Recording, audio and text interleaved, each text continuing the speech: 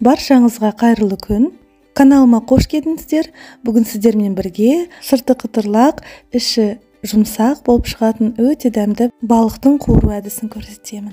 Өзіңізге ұнайтын кез келген балықты алсаңыз болады. Балықты тазалаған кезде осылай тақтайдың үстіне пакетті салып, үстіне қойып бөле берсек болады. Сонда біздің тақтайымыз асымайтын болады. Сосын пакетімізді осылай лақтыра саламыз. Балықты өзімізге қуыруға ыңғайлы болатындай бірнеше бөліктерге бөліп алдық. Жақсылап жуып алып, дәміне қарай тұз, бұрыш қосамыз. Қазақша контенттің дамуына үлес қосып, каналыма тіркеліп, қоңыраушаны басуды ұмытпаңыздар. Сеуіп болған соң жарты сағат шамасында тұзы сіңу үшін қойып қоямыз. Енді балығымызды қуыру үшін кляр жасаймыз. Ол үшін бізге жұмыртқа, тұз, үстінен су құйып және ұнымызды қосып араластырамыз.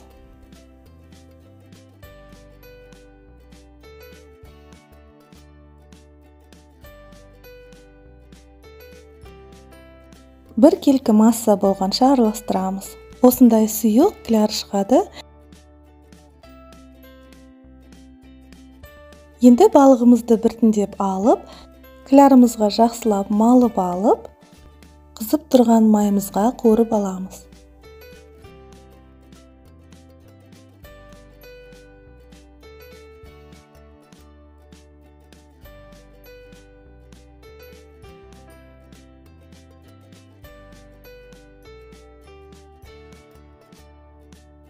Орташа отта 4-5 минут шамасында сарғайғанша қуырып аламыз. 5 минут шамасында өтті, енді аунатып, тағы да 5 минут қуырамыз. Балықты ұнмен аунатып қуыратын болсаңыз, майыңыз қарайып кетеді, ал осылай клярда жасасаңыз, майымыз әлде қайда таза болады. Осылай клярмен қуыруды сіздерге кеңес беремін. Осындай алтын түсті, сырты қытырлақ, іші өте дәмді, жұмсақ болып шығады. Жасап көріңіздер. Сіздерге ұнады деген сенімдемін. Каналыма тіркеліп, лайк қойды ұмытпаңыз. Әлде талай рецептермен бөлісемін.